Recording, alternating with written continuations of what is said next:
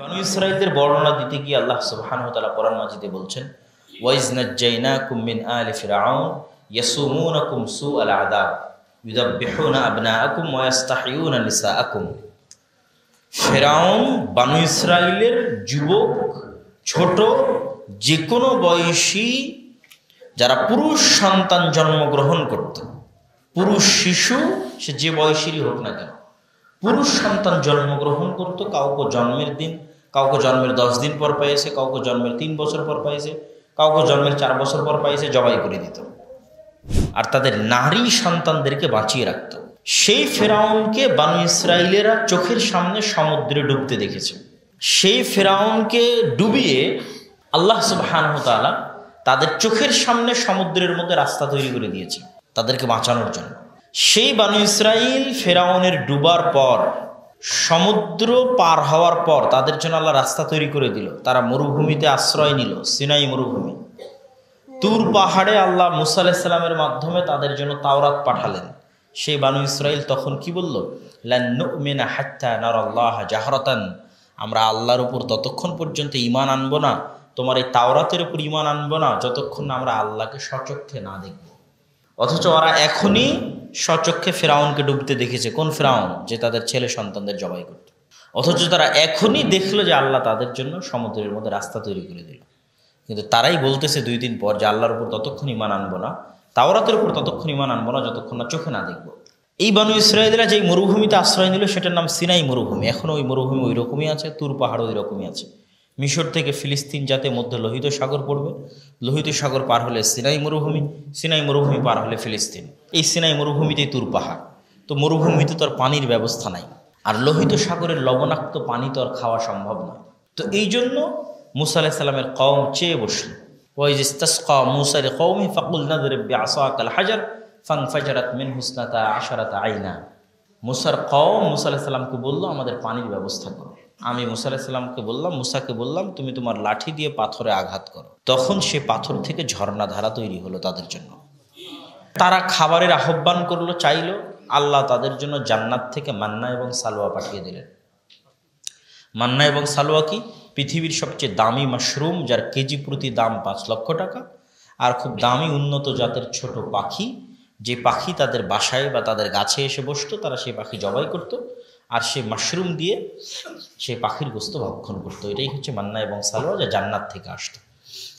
এই দুইটা খাবার, পানি এবং এই খাবারের ব্যবস্থাপনা থাকার পরেও তারা মুসা আলাইহিস সালামকে বলল, লান নাসবিরা আলা তুআমিন ওয়াহিদ, হে মুসা, এই প্রতিদিনের এক খাবার আমাদের ভালো লাগে না। তুমি আল্লাহকে বলো যেন আল্লাহ আমাদের জন্য ডাল, রসুন, আদা, পেঁয়াজ, শসা ইত্যাদির ব্যবস্থা করে দেয়। তারপর কি হলো? তারপর আল্লাহ সুবহানাহু ওয়া তাআলা বললেন, ঠিক আছে, তোমাদের যখন ডাল, রসুন, আদা, পেঁয়াজের দরকার, তাহলে এই মরুভূমি পার হলেই একটা দেশ আছে, তার নাম ফিলিস্তিন। সেখানে জেরুজালেম আছে, ফিলিস্তিন আছে, যেটা উর্বর, যা লাগাবা আবাদ হবে। মরুভূমি তো আবাদ হয় না। তো তোমরা যুদ্ধ করে ওই দেশটা বিজয় করো, তোমাদের এই খাবারের ব্যবস্থা হয়ে যাবে। তখন তারা উত্তরে বলল, ইযহাব আনতা ওয়া রাব্বুকা ফাকাতিলা, আপনি আর আপনার আল্লাহ গিয়ে যুদ্ধ করেন, আমরা এখানে বসে থাকলাম, যুদ্ধ শেষ হলে আমাদেরকে ডাকবেন। আচ্ছা, যে ঘটনাগুলো বলতেছি এই ঘটনাগুলো আল্লাহ কোরআনে বর্ণনা করেছেন, এবং বানু ইসরাঈলের এরকম প্রতিটা ঘটনা আল্লাহ বিস্তারিত বর্ণনা করেছে। তার মধ্যে বেশিরভাগ আসছে সূরা বাকারাতে। তারপর 40 বছরের আযাব আসলো। 40 বছরের আযাবের মধ্যে মুসা আলাইহিস সালাম মারা গেল। নতুন নবী হলো ইউশা বিন নুন। ইউশা বিন নুনকে খিজির আলাইহিস সালামের সাথে সাক্ষাতের জন্য মুসা আলাইহিস সালাম যাকে সাথে নিয়েছিল, যার ব্যাগ থেকে মাছ বের হয়ে গেছিল, তিনি হচ্ছেন ইউশা বিন নুন। তিনি যখন নবী হলেন, তারা তওবা তিল্লাহ করে, ইস্তেগফার করে নতুন করে যুদ্ধ করলো। যুদ্ধ করে জেরুজালেম বিজয় করলো। আল্লাহ তাদের বলল, তোমরা যখন জেরুজালেমে প্রবেশ করবা, মাথা নিচু করে প্রবেশ করবা আর মুখে বলবা আস্তাগফিরুল্লাহ। মুখে বলবা হেত্ততন, হিব্রুতে হেত্ততন মানে আস্তাগফিরুল্লাহ। তারা কি করলো? এত বড় বিজয়ের পর তারা পিছন পা আগে দিল, শহরের মধ্যে নিতম্বের সাইড আগে দিল আর মাথা উঁচু রেখে শহরে প্রবেশ করলো। আর মুখে আস্তাগফিরুল্লাহ বা হিত্ততন না বলে বলতে লাগলো হিনততুন, যার অর্থ হচ্ছে গমের দানা। তাহলে আল্লাহর আদেশ চোখের সামনে তারা বিকৃত করে দিল। দাউদ আলাইহিস সালাতু ওয়াস সালামের যুগে দাউদ আলাইহিস সালামের কণ্ঠস্বর ছিল খুব চমৎকার। তিনি জাবুর তেলাওয়াত করতেন, তার তেলাওয়াত শুনতে মাছেরা আসতো, নদীর ধারে, সমুদ্রের ধারে। তো ওই মাছদেরকে আবার বনী ইসরাঈলীরা ধরত, শিকার করত। তখন আল্লাহ তাদের বললো, তোমরা এই মাছগুলোকে ধরিও না, যারা কোরআন শুনতে এসেছে, জাবুর শুনতে এসেছে। তোমরা কি করে, এই দিনে তোমাদের মাছ ধরা বন্ধ, শনিবারের দিন। সেই দিন ছিল বনী ইসরাঈলের দিনে এবং ধর্মে পবিত্র দিন, শনিবার। ওই দিন উনি জাবুর তেলাওয়াত করতেন। তারা কি করলো, যখন মাছগুলো শনিবারের দিন কোরআন শুনতে আসলো, জাবুর শুনতে আসলো, ওরা বেড়া দিয়ে ঘিরে দিল, বানা দিয়ে, তারপরে জাল দিয়ে, নেট দিয়ে ঘিরে দিল। দিয়ে শনিবারের দিন পার হওয়ার পর রবিবারের দিন ওই আটকে থাকা মাছগুলোকে ওরা ধরল। তখন আল্লাহ তাদের একদলকে শুকুর আর একদলকে বানরে পরিণত করে দিলেন। এইরকম অসংখ্য ঘটনা আল্লাহ নিজে বনী ইসরাঈলের কোরআনের মধ্যে বর্ণনা করেছে। এখানে দুটো প্রশ্ন। এক নম্বর প্রশ্ন হচ্ছে যে বনী ইসরাঈলদের এত বিস্তারিত ঘটনা কোরআনে আল্লাহ কেন বর্ণনা করলেন? আর দুই নম্বর প্রশ্ন হচ্ছে, এই যে বনী ইসরাঈলদের ঘটনা আপনারা দেখছেন কোরআনে, যা আমি সংক্ষেপে 2 মিনিটে 5 মিনিটে বলে দিলাম যে তারা কি করতো নবীদের সাথে, এই বনী ইসরাঈলেরা সবাই হচ্ছে নবীর সন্তান। কোন নবীর সন্তান? ইয়াকুব আলাইহিস সালাতু ওয়াস সালামের সন্তান। ইয়াকুবের আব্বার নাম হচ্ছে ইসহাক, ইসহাকের আব্বার নাম হচ্ছে ইব্রাহিম। তাহলে ইব্রাহিম আলাইহিস সালামের ছেলে ইসহাক, ইসহাক আলাইহিস সালাতু ওয়াস সালামের ছেলে ইয়াকুব আলাইহিস সালাম। ইয়াকুব আলাইহিস সালাতু ওয়াস সালামের ছেলে হচ্ছেন ইউসুফ আলাইহিস সালাতু ওয়াস সালাম। ইউসুফ আলাইহিস সালাতু ওয়াস সালামের 12 ভাই, তথা ইয়াকুব আলাইহিস সালামের 12 সন্তান সমান ইউসুফ আলাইহিস সালাতু ওয়াস সালামের 12 ভাই। এনারা সবাই থাকতেন জেরুজালেমে। ইউসুফ আলাইহিস সালাম যখন কুয়াতে পড়ে বাজারে বিক্রি হয়ে গেলেন মিশরের, তারপরে মিশরে হলেন মন্ত্রী, তখন ইয়াকুব আলাইহিস সালাম আর তার ইউসুফ আলাইহিস সালামের বাকি 11 ভাই, ইয়াকুব আলাইহিস সালামের বাকি 11 সন্তান সবাই মিলে চলে গেল মিশরে। দিয়ে এই 11 ভাই ইউসুফ আলাইহিস সালামকে সিজদা করলো। ওটাই হচ্ছে ওই স্বপ্ন, যে আমি স্বপ্নে দেখছি 11টা তারকা আমাকে সিজদা করছে, ইউসুফ আলাইহিস সালামের স্বপ্ন। দিয়ে 12 ভাই তথা ইয়াকুব আলাইহিস সালাম এবং তার 12 সন্তান মিলে মিশরে বসবাস করতে লাগলেন। এই 12 সন্তানেরই পরবর্তী বংশধরদের ঘটনা আল্লাহ কোরআনে বলতেছে যে তারা এরকম হয়ে গেছে। এটার আরো প্রমাণ কি নিবেন? যখন আল্লাহ সুবহানাহু ওয়া তাআলা সমুদ্রের মধ্যে রাস্তা তৈরি করেছিলেন ফেরাউনকে ডুবানোর জন্য আর তাদেরকে বাঁচানোর জন্য, তখন 12টা রাস্তা তৈরি হয়েছিল। বনী ইসরাঈলের 12 গোত্র, ইয়াকুব আলাইহিস সালামের 12 সন্তান এবং তাদের পরবর্তী বংশধরের জন্য কয়টা রাস্তা তৈরি হয়েছিল? 12টা। মুসা আলাইহিস সালাম যখন লাঠি দিয়ে পাথরে আঘাত করেছিল, তখন পাথর থেকে আল্লাহ কোরআনে বলছে ইসনাতা আশারা আইনা, 12টা ঝর্ণা বের হয়েছিল ইয়াকুব আলাইহিস সালামের 12 সন্তানের জন্য। তাহলে আমাদের দ্বিতীয় প্রশ্ন হচ্ছে, নবীদের সন্তানেরা কেমনে এরকম হয়ে গেল? এই যে আল্লাহ সুবহানাহু ওয়া তাআলা এত তাদের বর্ণনা দিচ্ছেন, তাদের নিমক হারামি, ধোঁকাবাজি, শঠতা, ঠিক আছে, নবীদের সন্তানেরা কিভাবে এরকম হয়ে গেল? দুটো প্রশ্ন। এক, বনী ইসরাঈলের এত বিস্তারিত বর্ণনা কোরআনে কেন? অন্য জাতির এত বিস্তারিত বর্ণনা কোরআনে নাই কেন? অথচ কোরআনের প্রত্যেকটা অক্ষর দামি, প্রত্যেকটা বর্ণ দামি। ফাউল পেঁচাল পেড়ে কোরআনের সময় নষ্ট করার বিষয় নয়। এবং আল্লাহ সুবহানাহু ওয়া তাআলা কোরআনে একটি অপ্রয়োজনীয় বাক্য, একটি অপ্রয়োজনীয় শব্দ ব্যবহার করেননি।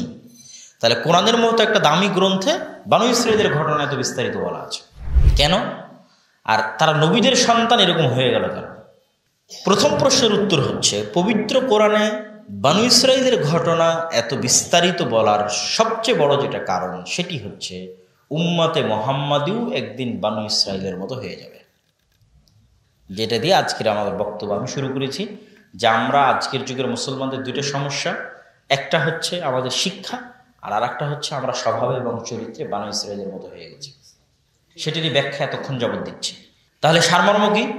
আল্লাহ সুবহানাহু ওয়া তাআলা পবিত্র কোরআন মাজিদে বনী ইসরাঈলের ঘটনা এত বিস্তারিত বলেছে এই জন্য যে এই কোরআন যারা পড়বে, যেই উম্মত এই কোরআন পড়বে, তাদের একটা অংশ, বড় অংশ কোনো এক সময় গিয়ে কাদের মতো হয়ে যাবে? বনী ইসরাঈলের মতো হয়ে যাবে। আমরা কিভাবে বনী ইসরাঈলের মতো হয়ে গেছি সেটাও আপনাকে বলি, কিভাবে বনী ইসরাঈলের মতো হয়ে গেছি। এই শঠতা, এই ধোঁকাবাজি, এই মুনাফিকিগুলো বনী ইসরাঈলরা করত সরাসরি নবীর সাথে, মুসা আলাইহিস সালামের সাথে, দাউদ আলাইহিস সালামের সাথে, ইউশা বিন নূনের সাথে। আর আমরা যারা এই যুগে বনী ইসরাঈল হয়ে গেছি, আজ থেকে 5000 বছর আগের বনী ইসরাঈলের মতো, আমরা এই রকমই বা এর চেয়ে খারাপ শঠতা, ধোঁকাবাজি, নিমক হারামি, মুনাফিকি করি আল্লাহর সাথে। কিভাবে? আপনাকে একদম ক্লিয়ার করে উদাহরণ দিয়ে বলি।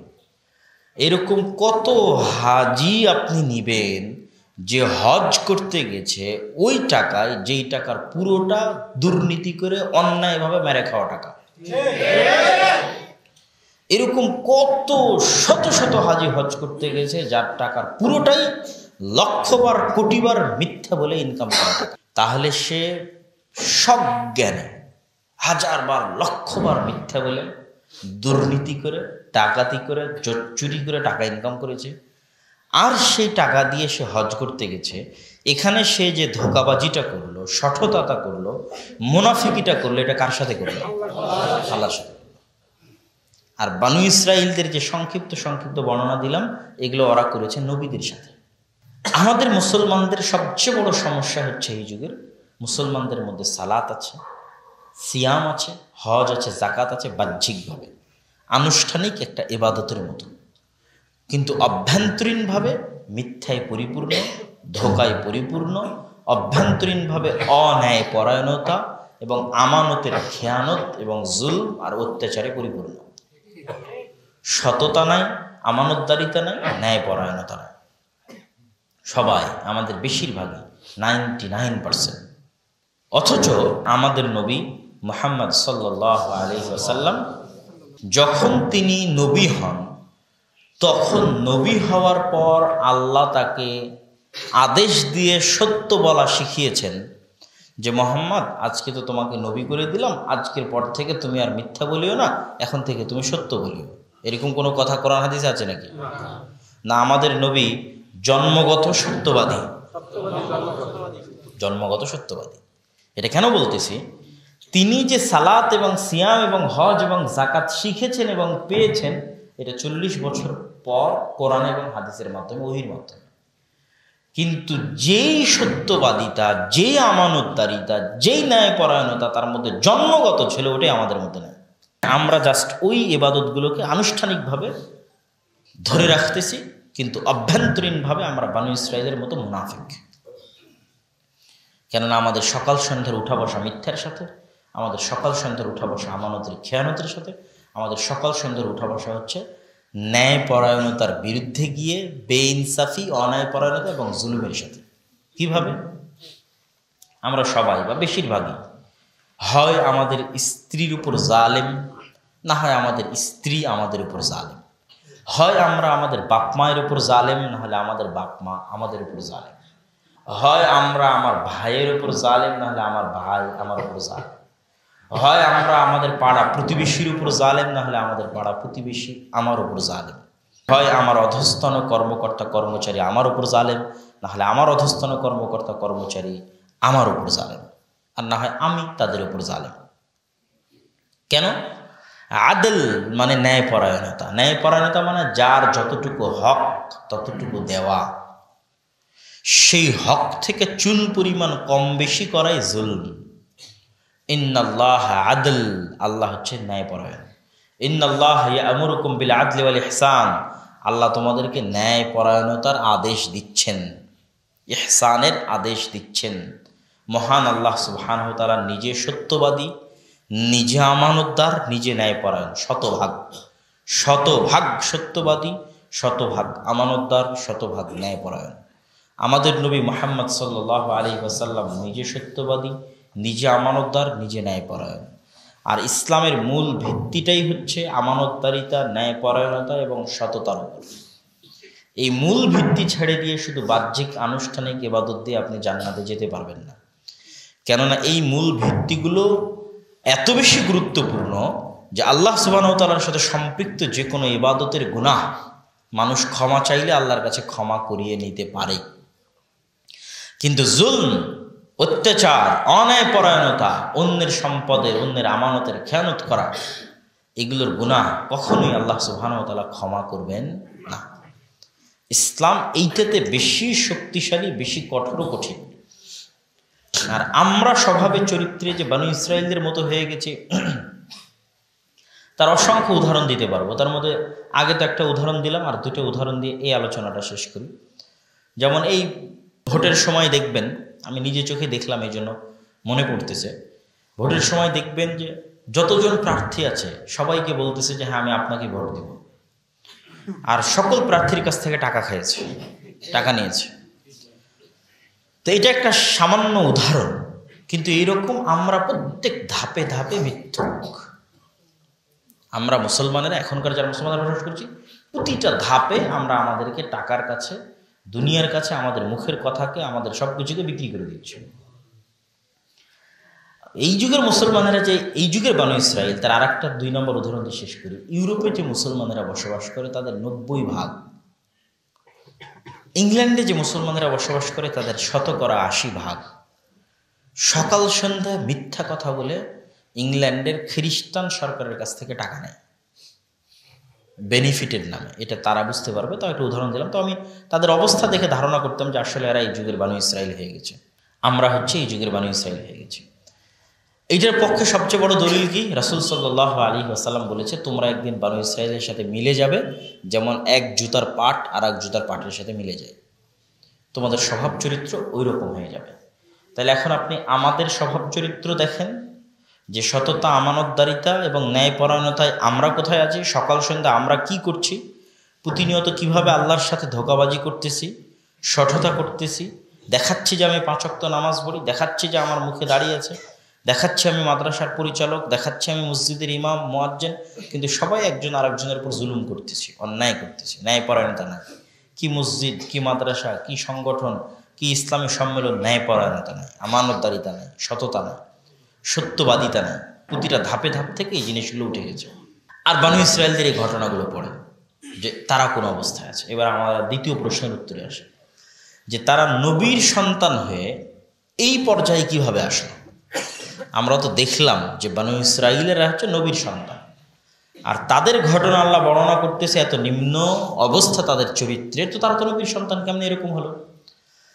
এটার উত্তর হচ্ছে আমাদের উত্তরের সাথে মিলবে, আমাদের বর্তমান অবস্থার সাথে মিলবে, যে বানু ইসরায়েলেরা তাদের স্বভাব চরিত্র এইভাবে ধ্বংস হয়ে গেছে ফেরাউনের গোলামির কারণে। ইউসুফ আলাইহিসসালামের মৃত্যুর পর থেকে নিয়ে মুসা আলাইহিসসালামের আগমন পর্যন্ত দীর্ঘ 300, 350, 400 বছর বানু ইসরায়েলেরা গোলাম ছিল ফেরাউনের। তো যখন একটা মানুষ আর একটা মানুষের গোলামি করে এবং তার ন্যূনতম অধিকার থাকে না মানবিক, তখন তার আত্মমর্যাদা নষ্ট হয়, আত্মসম্মান নষ্ট হয়, তার ব্যক্তিত্ব, পার্সোনালিটি নষ্ট হয়। তখন তার মনটা হয়ে যায় হীনম্মন্য, ছোট মন মানসিকতার হয়ে যায়। যে একটা সামান্য জিনিস নিয়েও কাড়াকাড়ি করতে পারবে, মারামারি করতে পারবে, হুড়োহুড়ি করতে পারবে, কেন?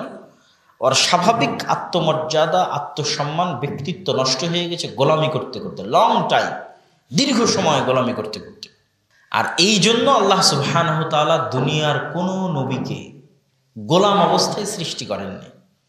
প্রত্যেক নবীকে আল্লাহ সমাজের সম্ভ্রান্ত বংশে স্বাধীন অবস্থায় সৃষ্টি করেছে। ইব্রাহিম আলাইহিস সালাতু ওয়াস সালামের বাবা আজর, তিনিও তৎকালীন যুগের একজন মন্ত্রী ছিলেন, তৎকালীন রাষ্ট্র ব্যবস্থার উচ্চ পদস্থ কর্মকর্তা ছিলেন। ওই রকম সম্ভ্রান্ত দামি বংশে মান মর্যাদা নিয়ে, স্বাধীনতা নিয়ে ইব্রাহিম আলাইহিস সালাম বড় হয়েছে। আমাদের নবী মুহাম্মদ সাল্লাল্লাহু আলাইহি ওয়াসাল্লাম তৎকালীন আরবের সর্বশ্রেষ্ঠ কুরাইশ বংশের, উন্নত এবং শ্রেষ্ঠ বংশের মর্যাদামণ্ডিত দাদা এবং মর্যাদামণ্ডিত বাবার ঘরে জন্মগ্রহণ করেছে। স্বাধীন চেতা, সাহসী, জন্মগত আত্মসম্মান, আত্মমর্যাদা ও ব্যক্তিত্ব নিয়ে বড় হয়েছে। কিন্তু মুসা আলাইহিস সালামই একমাত্র ব্যতিক্রম, যিনি এমন পরিবেশে জন্মগ্রহণ করছিলেন যখন চারিদিকে সবাই গোলাম, মানে বানু ইসরায়েলের তো সব গোলাম। এই জন্য আল্লাহ ওনাকে ফেরাউনের বাড়িতে মানুষ করেছে। ওনাকে যদি আল্লাহ সুবহানাহু ওয়া তাআলা গোলামদের সাথে মানুষ করতেন, তাহলে ওনারও স্বাভাবিক ব্যক্তিত্ব, মর্যাদা, সম্মান কি হতো? কমতি তৈরি হতো। কিন্তু উনি যেহেতু ফেরাউনের বাড়িতে মানুষ হয়েছেন, মানে তৎকালীন মিশরের সবচেয়ে বড় বাদশার বাড়িতে মানুষ হয়েছে, রাজপুত্র হিসেবে মানুষ হয়েছে। এই জন্য তার মধ্যে স্বভাবজাত আত্মমর্যাদা, ব্যক্তিত্ব, আত্মসম্মান নিয়ে বড় হয়েছে। এই জন্যই তিনি যখন ফেরাউনের রাজপ্রাসাদ থেকে বের হয়ে দেখছেন যে ফেরাউনের একদল সেনাবাহিনী বানু ইসরায়েলের মানুষের উপর জুলুম করতেছে, তখন তিনি এক থাপ্পড় বসিয়ে দিয়েছেন। তো এই থাপ্পড় কিন্তু গোলাম বসাতে পারে না। গোলামের রক্তে থাপ্পড় বসানোর সাহসী জন্ম হবে না, জাজবাই আসবে না, থাপ্পড় দিবে কোত্থেকে? কিন্তু যেহেতু উনি স্বাভাবিক আত্মমর্যাদা, আত্মসম্মান, ব্যক্তিত্ব নিয়ে বড় হয়েছেন, এই জন্য ওনার মধ্যে জাজবা আছে যে উনি একটা থাপ্পড় বসিয়ে দিতে পারেন। কিন্তু আর যে বানু ইসরাইলদের নিয়ে উনি চলাচল করতেছেন, এরা তো 300 বছর থেকে গোলামি করেছে, এই জন্য ব্যাটে বলে মিলেনি, উনি ক্লান্ত হয়ে গেছে। শেষ পর্যন্ত আল্লাহকে বলেছে, আল্লাহ আমি এদের আর মানুষ করতে পারবো না, আমি আর আমার ভাইয়ের দায়িত্ব ছাড়া আর কারো দায়িত্ব নিতে পারবো না। কেননা যাদের উপর উনি দায়িত্বপ্রাপ্ত হয়েছেন এরা 300 বছর থেকে গোলাম। তাহলে গোলামির কারণে নবীর সন্তানদের স্বভাব চরিত্র এরকম হয়ে গেছে। এটা আমার অ্যানালাইসিস, আমার বুঝ। ঠিক আজকের বিশ্বের মুসলমানেরা কেন এত মিথ্যা বলছে, কেন এত অসৎ, কেন এত অন্যায় পরায়ণ? তার মানে কি মুসলমানেরা এরকম না? আবু বকর, ওমর, ওসমান এরকম ছিল না। ওদের ন্যায়পরায়ণতার লেভেলই অন্যরকম, ওটা মাপা যাবে না।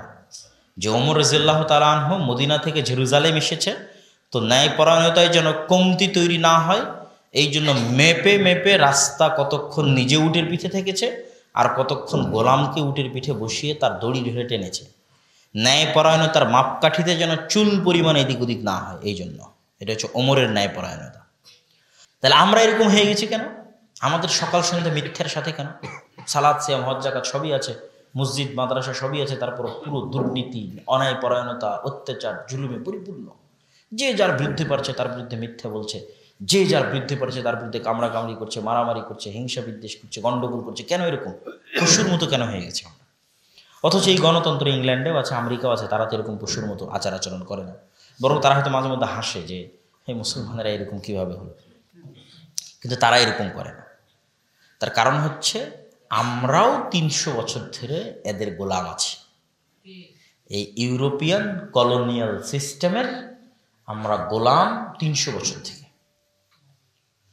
ওই 1757-তে যখন ব্রিটিশরা আসছে তখন আমাদের বাপদাদাদের তারা গোলামি করাইছে, জোরপূর্বক নীল চাষ করিয়েছে, ডিভাইড অ্যান্ড রুল, আমাদের মধ্যে মারামারি লাগিয়েছে, মারামারি লাগিয়ে আমাদের উপর শাসন অব্যাহত রেখেছে।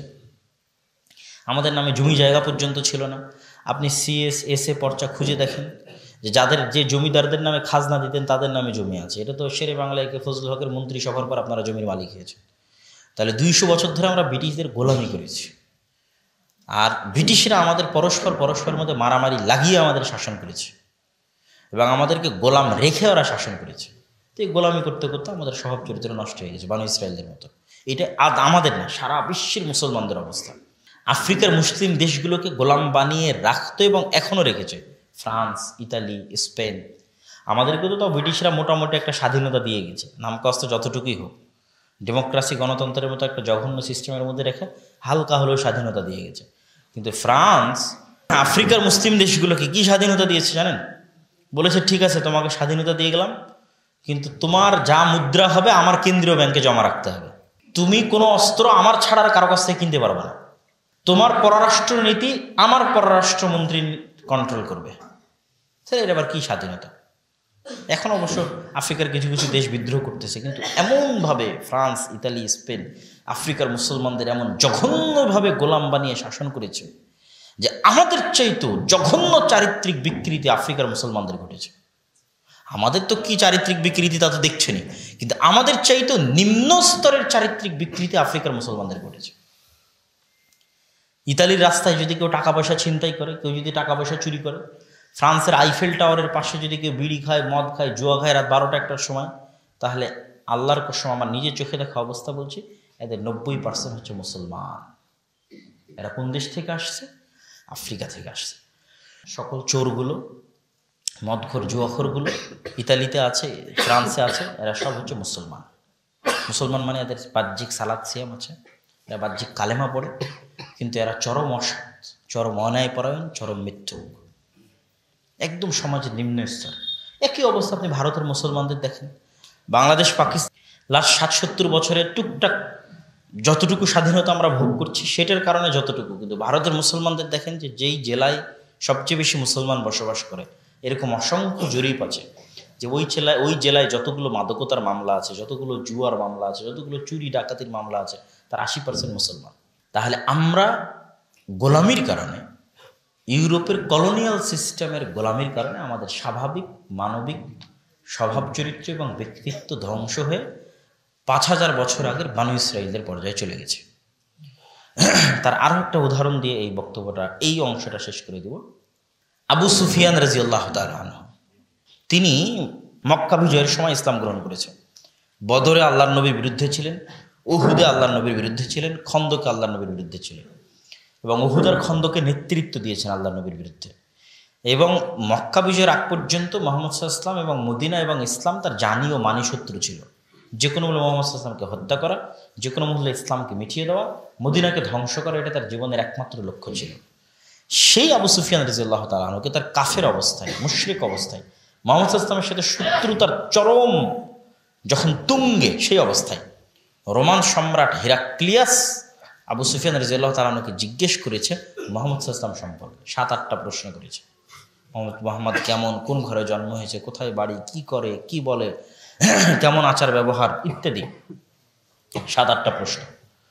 তাহলে আবু সুফিয়ান রাদিয়াল্লাহু তাআলা আনহুকে তার কাফের এবং মুশরিক অবস্থায় তার চরম শত্রু মুহাম্মদ সাল্লাল্লাহু আলাইহি ওয়াসাল্লামের বিষয়ে জিজ্ঞেস করা হচ্ছে, কিন্তু বুখারীর হাদিস, ওহীর অধ্যায়ের হাদিস, যে আবু সুফিয়ান কাফের এবং মুশরিক অবস্থায় তার চরম শত্রুর বিরুদ্ধে একটা বর্ণ মিথ্যা বলেনি। একটা বর্ণ মিথ্যা বলেনি। কেন? আরবদের কাছে মিথ্যা এতটা ঘৃণিত ছিল যে আবু সুফিয়ান যদি মিথ্যা বলতো একটা, তাহলে আবু সুফিয়ানের সাথে যারা অনুসারী ছিল ওরা আবু সুফিয়ানকে অনেক ছোট এবং অপমানিত মনে করত, আর ওরা আবু সুফিয়ানকে নেতা মানত না, ওরা অনুসরণ করতো না। তাহলে কাফের এবং মুশরিক অবস্থায় একটা বাক্য মিথ্যা বলেনি। তাদের কাছে মিথ্যা এত ঘৃণিত ছিল।